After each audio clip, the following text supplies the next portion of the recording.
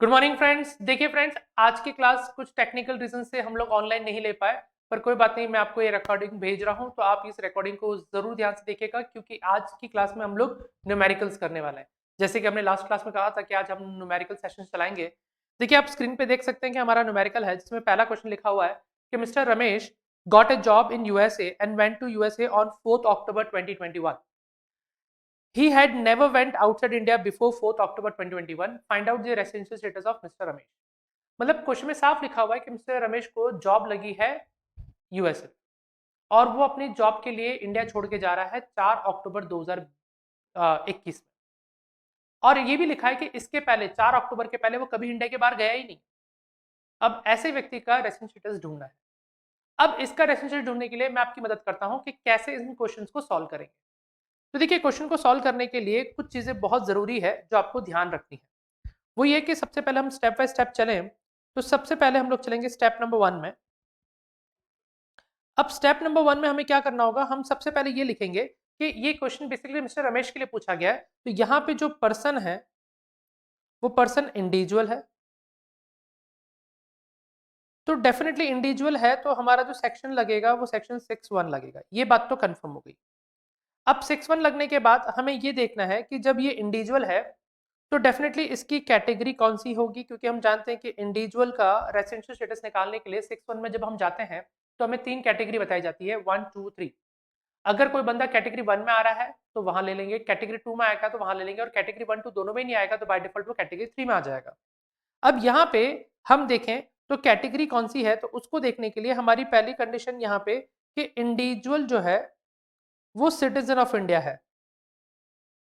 अब देखिए, क्वेश्चन के अंदर कहीं कुछ नहीं लिखा हुआ है, तो अब यहाँ पे जो लैंग्वेज है जिससे हमें ये पता चलता है कि ये बंदा शुरू से इंडिया में रहा है और पहली बार भारत छोड़ के जा रहा है नौकरी के लिए, तो कहीं ना कहीं हमें क्वेश्चन की लैंग्वेज से ये क्लियर हो रहा है कि जब वो शुरू से ही इंडिया में है और बॉर्न एंड ब्रॉटअप भी इंडिया में हुआ होगा, ऐसा मान के चल रहे हैं, तो डेफिनेटली हम ये मान रहे हैं यहाँ पे कि वो सिटीजन ऑफ इंडिया। हालांकि ये अजम्पशन है, मैं मानता हूँ क्वेश्चन को क्लियरली लिखना चाहिए, पर नहीं लिखा है तो भी क्वेश्चन की जो जनरल जो लेआउट है उसे ये दिखाई दे रहा है कि ये सिटीजन ऑफ इंडिया है, ऐसा हम मानते हैं।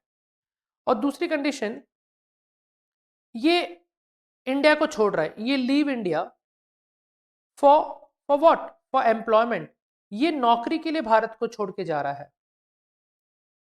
तो हमारी कैटेगरी 1 के अंदर दो ही कंडीशन होती हैं कि एसएससी जो है हमारा पर्सन है वो सिटीजन ऑफ इंडिया होना चाहिए, और दूसरा वो टाइप 1 या टाइप 2 में से किसी एक में आना चाहिए।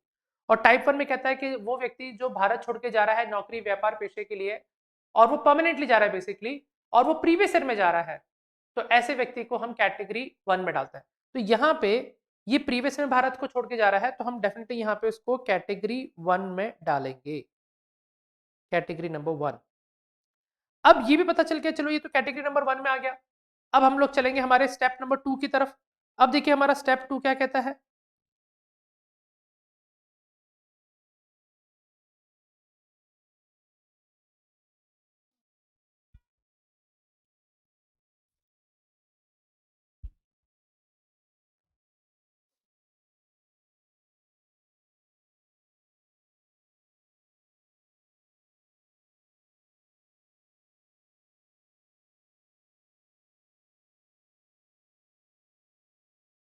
जस्ट अ मिनट, थोड़ी सी स्क्रीन हैंग हो रही है।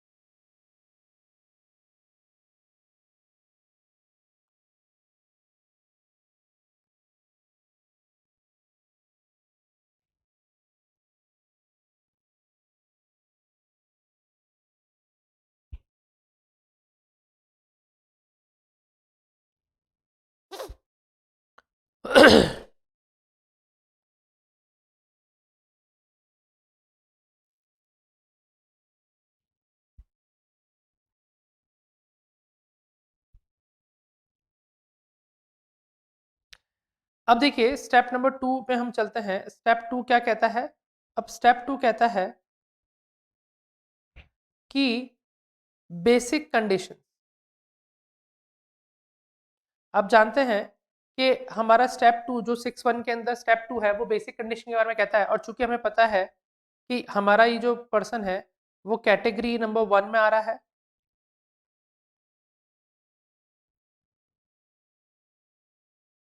कैटेगरी नंबर 1, और उसमें भी दैट इज, अगर बेसिक कंडीशन की बात करें तो इसके लिए बेसिक कंडीशन सिर्फ कितनी है, एक ही है, और वो बेसिक कंडीशन है 182 डेज इन प्रीवियस ईयर। उसको 180 डेज इन प्रीवियस ईयर कहाँ पे रुकना है, इन इंडिया। ठीक है, देखिए एग्जाम में हम इतना डिटेल में नहीं लिखेंगे, लेकिन ये पहला क्वेश्चन है इसलिए मैं आपको डिटेल में पूरा समझा रहा हूँ कि डिटेल में जब सॉल्व करते हैं तो क्या क्या चीजें कवर होती है। ठीक है, तो यहाँ पे बेसिक कंडीशंस हमारे सामने हो गई कि कैटेगरी 1 का बंदा है, बेसिक कंडीशन उसके लिए यहाँ पे एक ही होती है, वो है 182 डेज इन प्रीवियस ईयर। इस बंदे को 182 डेज इंडिया में रहना होगा। अब इसकी अटेंडेंस चेक कर लेते हैं कि ये इंडिया में कितने दिन था, ताकि हमें ये पता चले कि वो कंडीशन फुलफिल कर पा रहा है कि नहीं कर पा रहा है। क्योंकि हमारे जो थर्ड स्टेप है, दैट इज थर्ड स्टेप, यही कहता है कि आपको देखना है कि अगर ये कंडीशन पूरी करेगा तो आर बन जाएगा, और कंडीशन पूरी नहीं कर रहा है तो एन आर बनेगा। तो चलिए अब आगे बढ़ते हैं हम लोग। आज थोड़ा सा ये स्क्रीन भी प्रॉब्लम कर रहा है, थोड़ा बार बार ये हैक हो रहा है, इसको थोड़ा।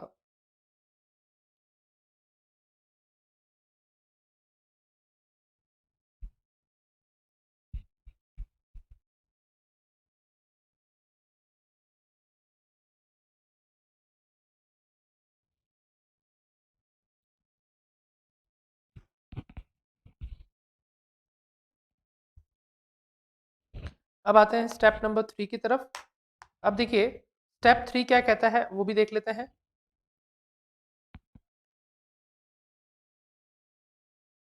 Step 3 is for fulfilment of conditions of basic condition.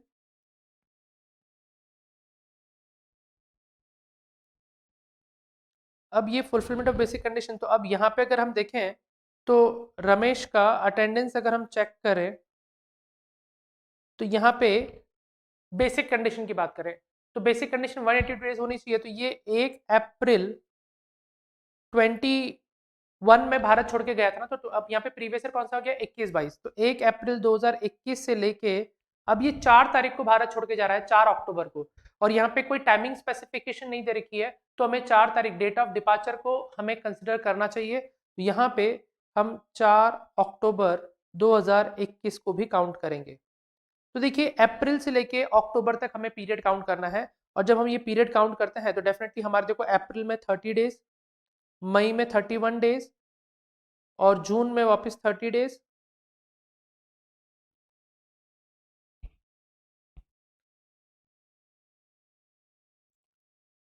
जून में 30 डेज, जुलाई में 31 डेज, अगस्त में 31 डेज, सितंबर में 30 डेज, अक्टूबर में, अब अक्टूबर में 4 दिन। तो अगर हम इन सारे डेज को जोड़े तो हमारी टोटल आती है 30 plus 31 plus 30 plus 31 plus 31 plus 30 plus 4, तो it comes to around 187 days. अब जैसे ही पता चला 187 डेज है तो हम यहाँ पे कहेंगे कि रमेश क्या कर रहा है, फुलफिल द बेसिक कंडीशन। अभी बेसिक कंडीशन पूरी कर रहा है,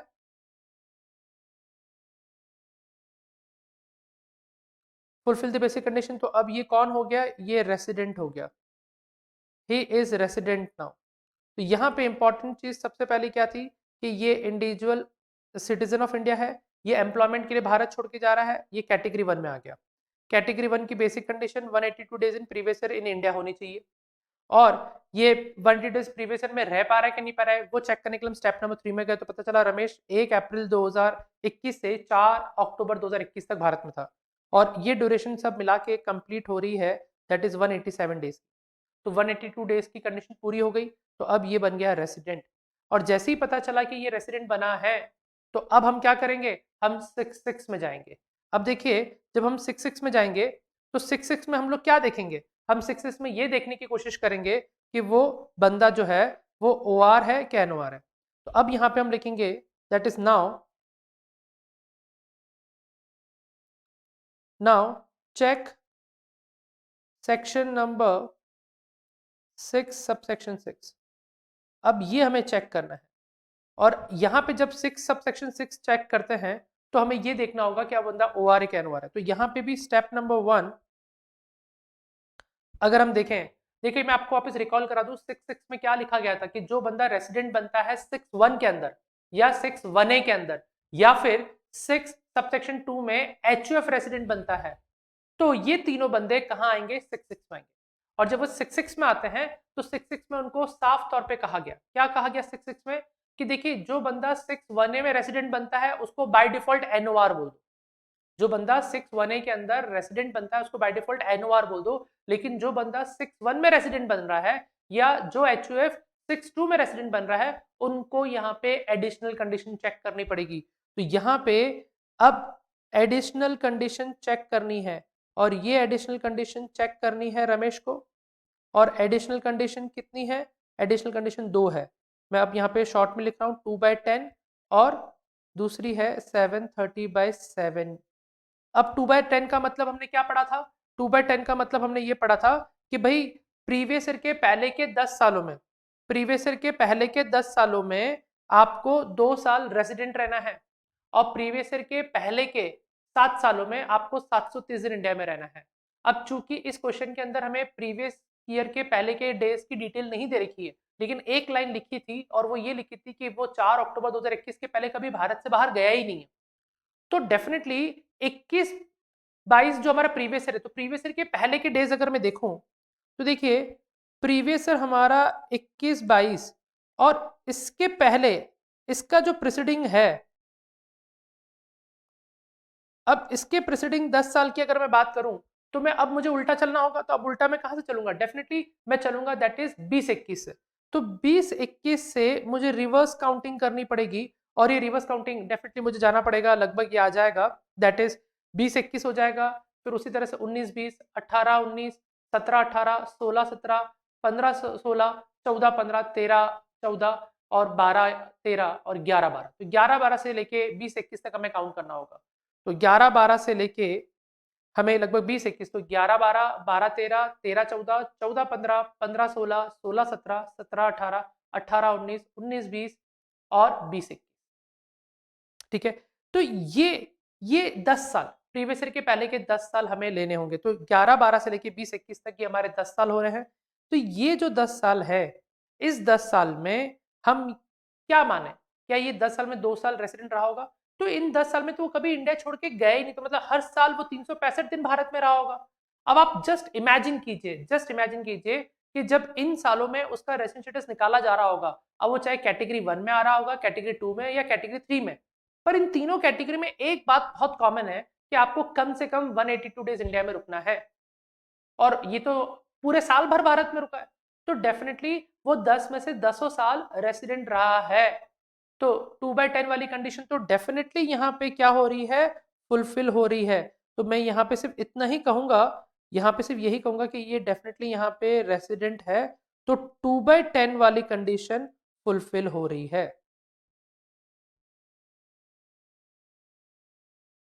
तो अब पहली कंडीशन 2/10 वाली फुलफिल हो गई और आप जानते हैं कि सिर्फ एक कंडीशन फुलफिल होगी तो क्या होगा, एक कंडीशन फुलफिल होने पे ये होता है कि वो NOR होता है, लेकिन अगर दोनों कंडीशन पूरी हो गई तो वो OR बन जाएगा। अब पहली कंडीशन तो पूरी हो गई, अब जरा देखना ये है कि वो दूसरी कंडीशन भी पूरी कर पा रहा है कि नहीं कर पा रहा है। तो चलिए हमारी जो दूसरी कंडीशन है हम उस पर भी आ जाते हैं। अब हमारी दूसरी कंडीशन क्या है, 730/7। अब आप मुझे बताओ, अगेन हमारा जो प्रीवियस ईयर है, प्रीवियस ईयर तो हमारा हो गया दैट इज 21-22 और उसके पहले के 7 साल 7 ईयर्स। तो मुझे 20-21 से रिवर्स काउंटिंग करनी पड़ेगी।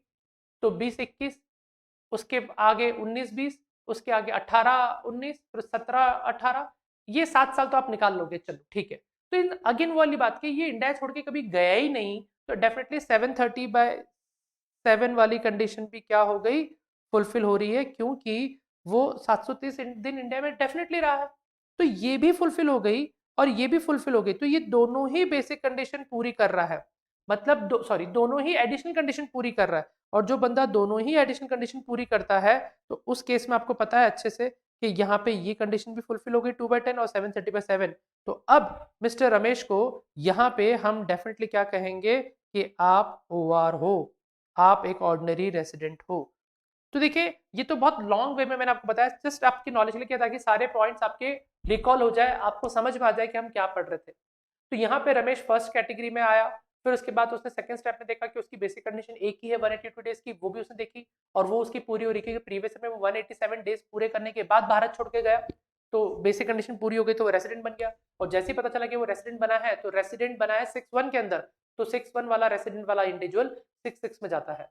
जब वो 6-6 में गया तो पता चला कि दो एडिशनल कंडीशन है 2/10 और 730/7, और 2/10 और 730/7 दोनों ही कंडीशन पूरी कर रहा है। सिर्फ एक लाइन के बदौलत हमें पता चला कि वो 4 अक्टूबर 2021 के पहले कभी भारत छोड़ के नहीं गया, तो डेफिनेटली 2/10 तो पूरी कर रहा होगा, 10 में 2 साल रेसिडेंट बन ही रहा होगा, और 7 प्रीवियस ईयर के पहले के 7 सालों में डेफिनेटली 730 दिन भी वो इंडिया में रुक रहा होगा डेफिनेटली। अब देखिए मैं आपके सामने एक दूसरा एग्जाम्पल लेता हूँ, इससे हमें और थोड़ी क्लैरिटी आएगी। देखिए अब वो दूसरे एग्जाम्पल में हमें क्या देखना है। अच्छा, आप इस एग्जाम्पल को अगर नोट डाउन करना चाहते हैं तो बिल्कुल आप कॉपी कर सकते हैं। मैं आपके सामने स्क्रीनशॉट ये आप इसका पॉज करके आप देख लीजिएगा क्योंकि रिकॉर्डेड वीडियो है, तो आप इसको बिल्कुल पॉज कर सकते हैं। ये आपके सामने मैं रख रहा हूँ। स्टेप नंबर 1 क्वेश्चन भी कॉपी कर लीजिए, स्टेप नंबर 1 और स्टेप नंबर 2 का जो बेसिक कंडीशन है वहां तक देख लीजिए। ओके, इसका आप पॉज करके आप इसको कॉपी कर लेना, फिर उसके बाद आगे बढ़ते हैं हम लोग। अब स्टेप 2 और स्टेप 3 को देख लीजिए।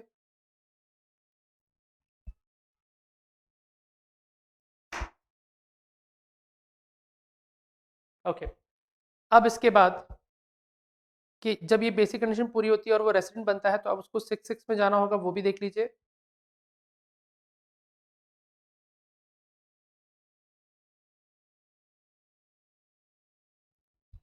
और वो दोनों ही basic condition two additional condition 2/10 और 730/7 को फुलफिल कर रहा है, तो वो ऑर्डिनरी रेसिडेंट ओआर की कैटेगरी में आ चुका है। ओके, चलिए फ्रेंड्स अब आगे बढ़ते हैं हम लोग नेक्स्ट पार्ट की तरफ। अब अगला क्वेश्चन जो हमारा है, अब अगले क्वेश्चन में देखिए क्या चेंज है वो मैं आपको बताता हूँ।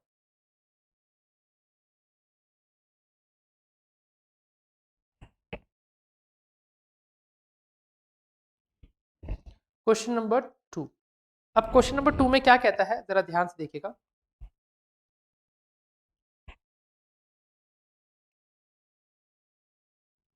यहाँ पे कहता है कि mister Thomas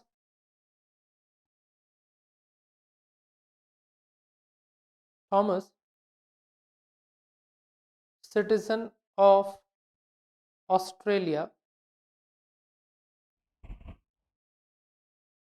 sorry,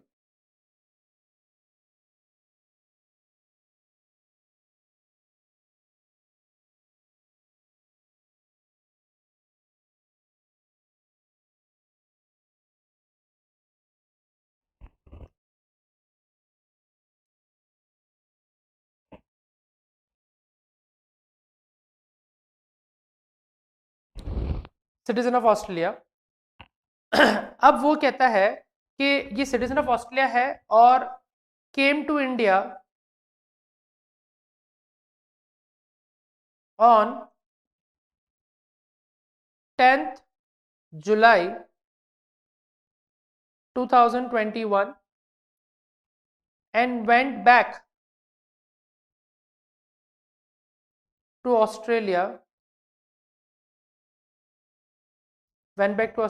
on 15th March 2021. He belongs to Indian origin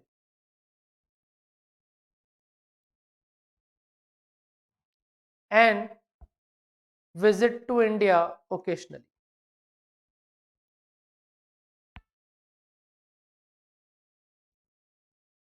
ठीक है, his Indian income is, अब यहाँ पे दो केस ले लेते हैं। केस 1, एंड केस 2, अब उसकी इंडियन इनकम दो अलग अलग केस में अलग अलग है। केस 1 में कहता है कि इंडियन इनकम है सपोज अराउंड 12 लाख और केस 2 में कहता है अराउंड 18 लाख। अब यहाँ पे हमें ये बताना है कि उसका रेसिडेंशियल स्टेटस क्या है। तो अब उसका रेसिडेंशियल स्टेटस जानने के लिए आपको ढूंढना होगा, मेहनत करनी होगी। तो देखिए ये क्वेश्चन आपके सामने है, दैट इज ये जो मिस्टर थॉमस है वो सिटीजन ऑफ ऑस्ट्रेलिया है, केम टू इंडिया ऑन 10 जुलाई 2021 और वापस ऑस्ट्रेलिया जाता है 15 मार्च 2022, सॉरी नॉट 21 होगा, ये 22 हो जाएगा क्योंकि अब मार्च आ गया, 2022 को। और वो बिलोंग करता है इंडियन ओरिजिन को और विजिट करता है इंडिया ओकेशनल। और उसकी जो इंडियन इनकम है वो केस 1 में कहता है कि 12 लाख और केस 2 में कहता है अगर 18 लाख है तो बताइए क्या करेंगे। तो ऐसे केस में हम इसका रेसिडेंशियल स्टेटस कैसे निकालेंगे? तो इसका रेसिडेंशियल स्टेटस ढूंढने के लिए, अब हमें अगेन वही सारे स्टेप्स चलाने पड़ेंगे।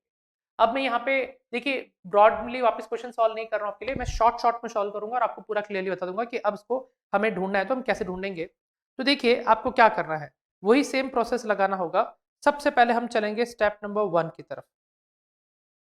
स्टेप नंबर 1 हमें पता है कि ये इंडिविजुअल है,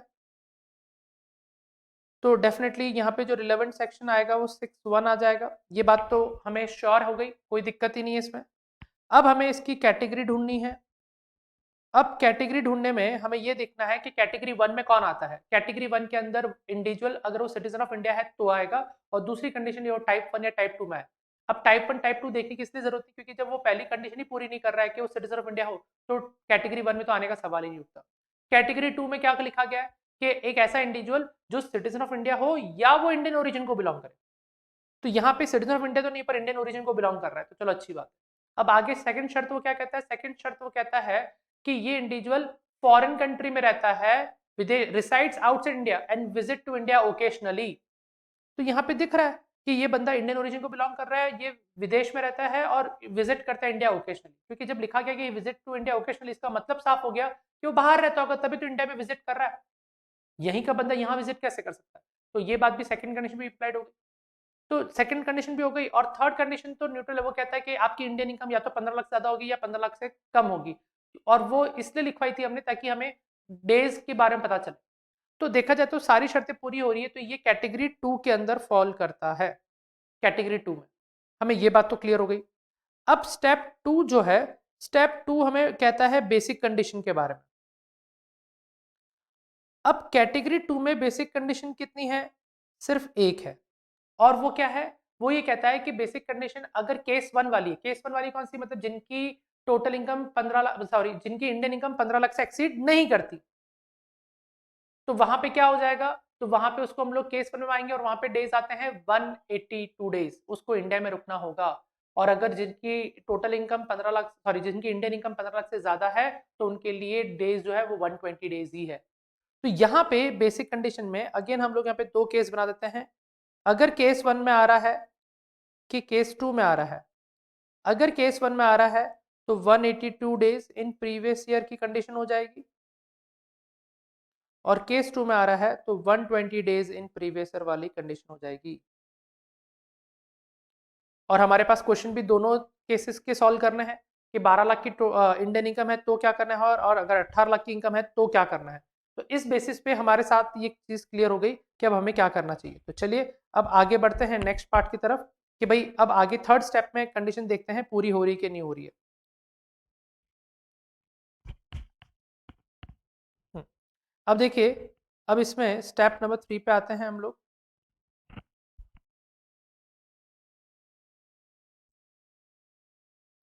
अब स्टेप 3 में यहाँ पे डेज की जो काउंटिंग होगी,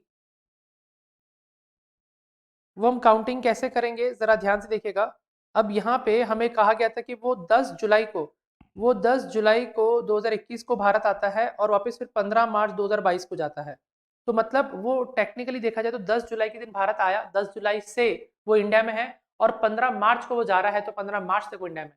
और आपको पता हमारा बेसिक रूल है, date of arrival and date of departure दोनों को ही काउंट करना होता है। तो यहाँ पे भी ऐसे केस में हम लोग जो काउंटिंग करेंगे वो है दैट इज 10th जुलाई 2021 से लेके 15th of March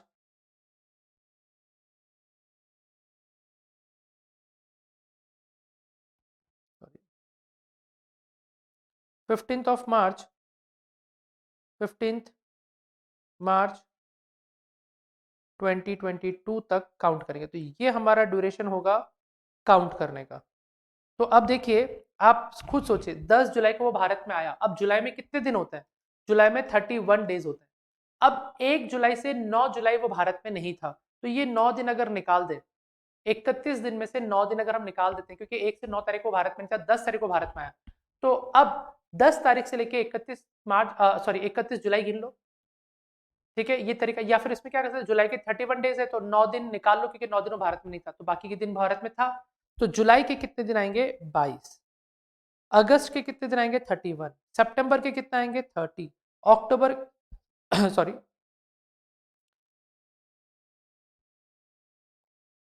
just minute, हमारे जुलाई के 22 दिन, अगस्त के 31, सितंबर के 30, अक्टूबर के 31, नवंबर के 30, दिसंबर के 31, और उसके बाद जनवरी, जनवरी के वापस अगेन 31 डेज। ठीक है, जनवरी के 31 डेज, फरवरी के 28 दिन, और उसके बाद हमारे आता है मार्च। अब मार्च में 15 तारीख तक हमें गिनना है, 15 तारीख तक। अब जब 15 तारीख तक, क्योंकि डेट ऑफ डिपार्चर को भी हमें गिनना है, क्योंकि स्पेसिफिक टाइमिंग तो दे नहीं रखा है, तो 15 मार्च को भी हम गिनेंगे, तो 15 मार्च को हम पकड़ेंगे तो मार्च के 15 दिन हो जाएंगे। तो ये सब मिला के कितने दिन हुए? तो देखिए 22 दिन तो जुलाई अगस्त के 31, सितंबर के 30, अक्टूबर के 31, नवंबर के 30, दिसंबर के 31, जनवरी के 31, फरवरी के 28 और मार्च के 15। तो ये हो रहा है 249 डेज। अब 249 डेज हो गया। अब ठीक है, 249 डेज होते ही हमारे हाथ में आंसर क्लियर हो गया कि ये बंदा कौन बन गया? ये बंदा बन गया रेसिडेंट। अब देखिए 249, अब केस 1 हो तो भी फुलफिल हो रहा है, और केस 2 120 डेज का ही है तो वो भी फुलफिल हो रहा है। तो हमें यहाँ पे आंसर वापस दोबारा कैलकुलेशन करने की कोई जरूरत नहीं है, हम सीधा सीधा आंसर यहाँ पे लिखेंगे। हाँ, अगर आंसर यहाँ पे 120 और 182 के बीच में आ रहा होता, तो एक जगह पे वो रेसिडेंट बन रहा होता और एक जगह पे नॉट, जैसे सपोज 130 डेज आ रहा होता, सपोज 130 डेज आ रहा होता, तो केस 1 में तो वो क्या बन जाता, क्योंकि वहां पे 182 डेज की कंडीशन है और वो 130 डेज ही रह रहा है, तो वहां पे तो वो कंडीशन पूरी नहीं कर रहा है, वो एनआर बन जाता। लेकिन अगर वो केस 2 की बात करें, तो केस 2 में वो रेसिडेंट बनता, तो एक जगह पे एनआर बनता, एक जगह पे आर बनता। ठीक है, फिलहाल यहाँ पे इस पर्टिकुलर एग्जाम्पल में तो हम लोग यहाँ पे मान के चल रहे हैं कि ये 249 है, तो डेफिनेटली यहाँ पे क्या बन गया? वो रेसिडेंट बन गया। और 249 डेज भी इतने सारे हैं कि हमें दोनों ही केसेस में वो रेसिडेंट ही कंसिडर किया जा रहा है। ठीक है फ्रेंड्स, चलिए तो इसको आगे बढ़ते, इसमें आगे लिखते हैं हम लोग यहाँ पे इसको। तो यहाँ पे हमारा आंसर हो जाएगा कि केस 1 और केस 2 दोनों ही केस में वो क्या बन जाएगा? रेसिडेंट। और रेसिडेंट बनने के बाद अब उसको चेक करना होगा सेक्शन,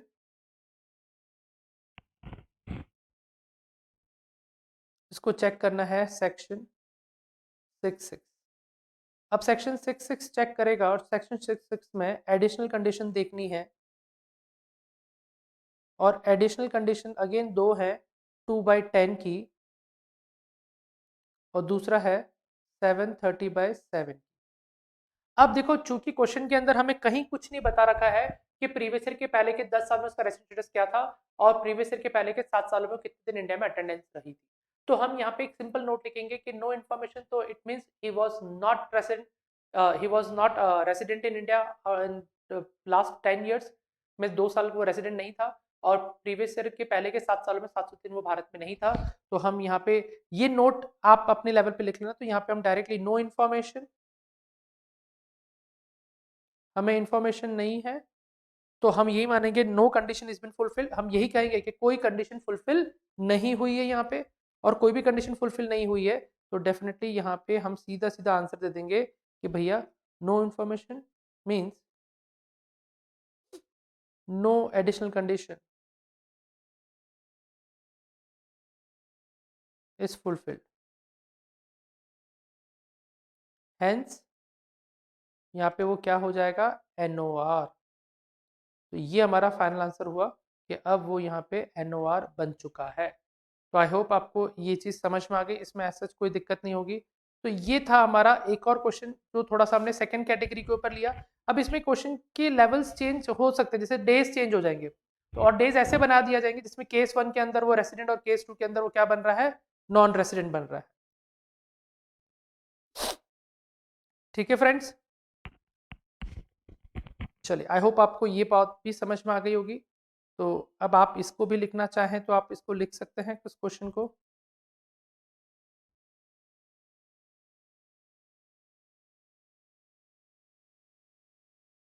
पॉज करके आप इसको लिख सकते हैं, एक बार आप इसको पॉज कर लीजिए। स्टेप 1 तक कॉपी कर लीजिए। ओके, अब आगे देखिए आप स्टेप 2 से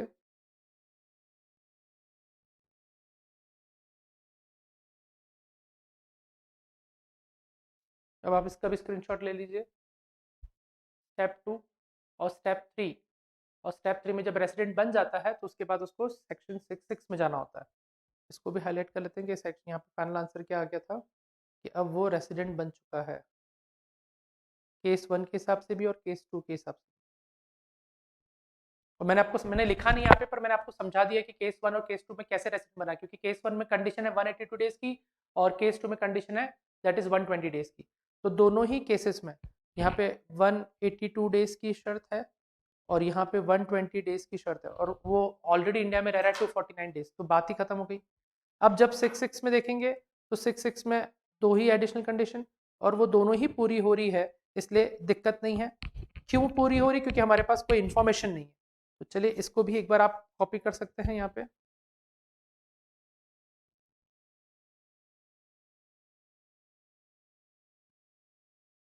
सेक्शन 6 की एडिशनल कंडीशन देख लीजिए, तो फाइनल हमारा आंसर आया एनआर। ठीक है, ओके। तो ये दूसरा क्वेश्चन था जो हमने कंप्लीट किया। ठीक है फ्रेंड्स, अब देखिए इस तरह के कई सारे क्वेश्चंस होंगे। प्रोबेबली मैं कहूँगा सेंटर पे कि भाई आप लोग को कुछ न्यूमेरिकल की शीट्स प्रोवाइड करा दें, ताकि उस न्यूमेरिकल के बेसिस पे आपको कल मैं ओरली काफ़ी कुछ क्वेश्चन सॉल्व कराऊंगा। तो कल की क्लास में हम लोग काफ़ी कुछ क्वेश्चन सॉल्व करेंगे, तो आप लोग इसकी प्रैक्टिस करना। तो एक बार आज की क्लास हम लोग यहीं पे एंड करते हैं और फिर बाकी का हम लोग कल की क्लास में करेंगे। Okay friends, thank you friends, thank you so much.